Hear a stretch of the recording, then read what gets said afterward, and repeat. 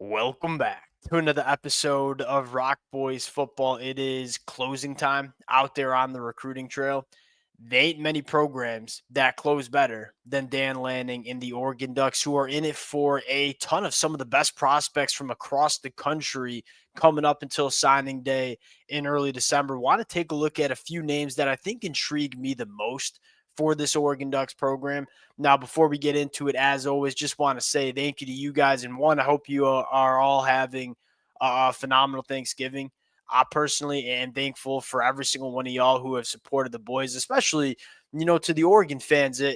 It's been amazing to talk about this team over the last 12 months, and the amount of support y'all continue to show means the world. So appreciate you guys. Hopefully you're all having a good Thanksgiving. If y'all do enjoy the content, consider subscribing to the channel. Without further ado, let's get into this one. Now, we're going to get into a few names, a couple of which will be on campus for Oregon this weekend, kind of getting that last visit until the paperwork and commitments are going to come in.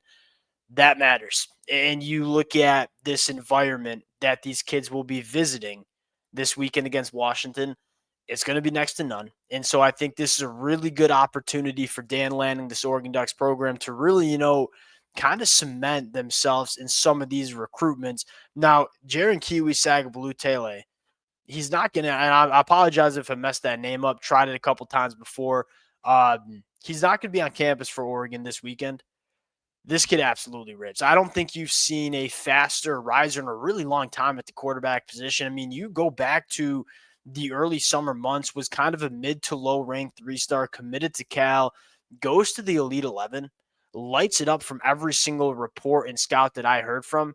And then the senior year film is, quite frankly, the junior year film's very good as well. Kind of just this diamond in the rough from the state of Hawaii.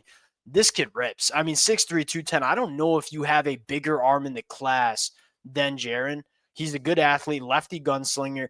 It seems so effortless for this kid to make throws. And he can do it in so many different ways. I mean, he can throw off platform. He can throw with different arm angles. He can rifle it in there if he needs to, but he can also layer it. But when he's pushing the ball down the field or pushing it to the boundary, there's just so many quarterbacks that it seems so difficult to kind of get that velo up on your footballs. It's so easy for this kid. The arm talent's insane. He checks the box in terms of body type you're looking for. A very solid athlete. And I think most importantly, like he's just breaking every single record in the state of Hawaii. And I'm sure many of y'all know there's been a lot of good Hawaiian quarterbacks out there. Guys like Tua and Dylan Gabriel. Jaron sits at the top of the list in the state of Hawaii for passing yards. That tells you a little bit something about this kid. I think he's fascinating. And I know you have Achille committed in 2025. Dan Lanning's been pretty vocal and clear that he wants to put two quarterbacks in this class. This kid, I think, could be special. And you look at that quarterback runway, even with Dylan Gabriel moving on after this year, you guys got like Dante Moore. Austin Novosad, if he hangs around, I think's a damn good football player. I wouldn't blame him for transferring and going starting somewhere else. Then you look at Achille, and then you look at potentially Jaron. The quarterback position for Oregon is going to be loaded for a very long time. And one of the biggest things that we've talked about over the last couple of weeks and really months, this is becoming a destination for quarterbacks and wide receivers and tight ends, quite frankly. And we're going to talk about one in just a sec. I have a feeling I know you guys know who it's going to be.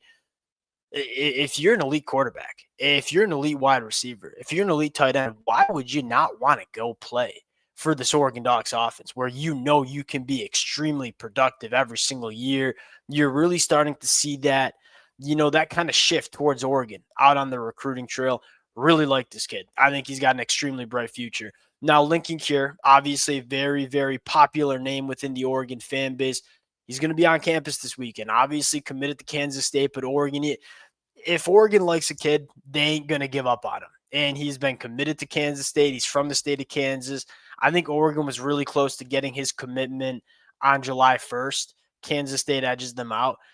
Dan Lanning and Oregon won't give up. And if you're Lincoln Cure, you're kind of seeing these two programs go in different directions, right? Kansas State was a very popular pick to win the Big 12. They've struggled massively in 2024.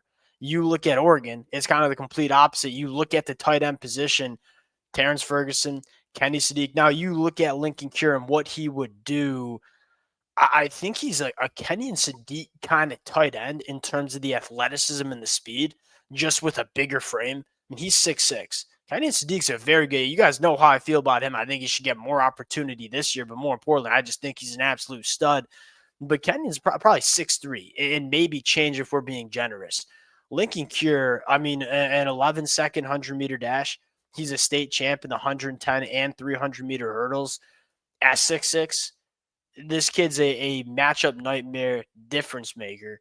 And for all the creative ways that Oregon gets their tight ends involved, I can't see why Lincoln Cure would not want to go play for this Oregon Ducks program. And so Lincoln Cure, fascinating prospect. This is one I would certainly keep an eye on before signing day. Next name I want to talk about it, and maybe my favorite name that we're going to talk about outside of quarterback Jaron, because I love him, Tobi Haastrup. Another guy that's a late riser. And why he's a late riser is a little bit different. I think Jaron just wasn't getting uh, a ton of exposure out there in Hawaii. Tobi Haastrup in the state of Texas didn't even play football until his senior year. This kid's a freak show athlete. I don't know if many Oregon fans are familiar. David Ajabo a couple of years ago from Michigan, kind of the same storyline. New to the sport of football, really freaky athlete, came to Michigan. It took a year or two to kind of develop him, but when it clicked for David Ajabo, he was a first-round NFL draft pick. That's kind of the trajectory I look at for Tobi Haastrup. We say this all the time. Bet on the physical traits. If you have a good football staff, which Dan Lanning has one of the best in the country, you're going to create good athletes and make them good football players. This kid is a freaky athlete at 6'4", 230, runs a 10.9 in the 100-meter dash. You can see that twitch and juice off the edge. You see some violent hands. Now, when you turn on the film from his senior year, you can kind of tell he doesn't know how to use them hands that well because he's new to the sport, but you can tell he's got some violent hands and some nice length. At the edge rusher position, it's all about physical traits. Just give us the guys that are big, strong, and fast, and we'll teach them how to become good football players.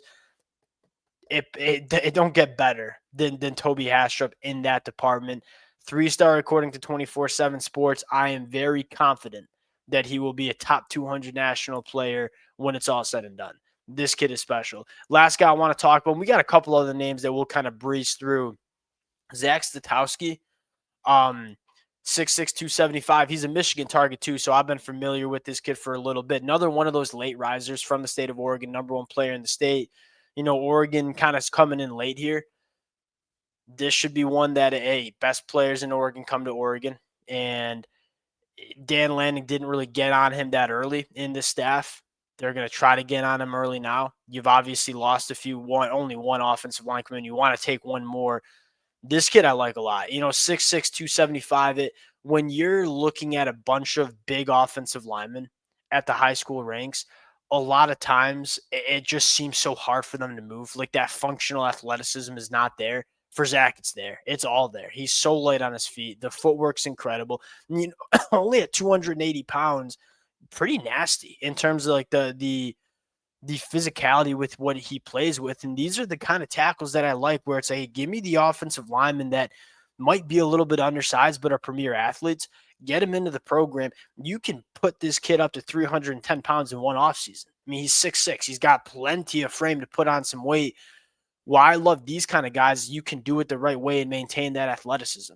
You look at some other guys, and I think Jaquan McRoy from the 2024 class is kind of a good example, where he's a little bit more of a project because you kind of got to melt him down a little bit and try to teach him a little bit of athleticism. This kid is just, put the weight on the right way, which with a good strength and conditioning program that we know Oregon has, with like dedicated nutritionists, like he can do that and maintain that athleticism. Really like this kid. Physical, effortless athlete, all those traits that you're looking for in a premier offensive tackle. Now, a couple other names that I think Oregon fans are watching. Jakeem Stewart, obviously. Now, it sounds like he might be going to USC. That's one of those where it just feels like, let's just wait till signing day. And let's just see if Dan Lanning and the Oregon Ducks decide to make a move. Another one Naheem offered. Sounds like he might be going to Auburn. But another one of those guys where it's just like, sit and wait. It seems like every single year Dan Lanning has an ace up his sleeve. It feels like one of those guys could be one of those aces. So we'll see how they finish out for some of those cats as well. Again, with all the momentum that Oregon has in a relatively small class right now, you feel like a couple of these guys are coming to Oregon that we just talked about We'll see which ones. We'll obviously update it as the commitments start to come in. Appreciate you guys rocking with it. If y'all do enjoy the content, consider subscribing to the channel, and we'll talk to y'all later. Peace. Happy Thanksgiving.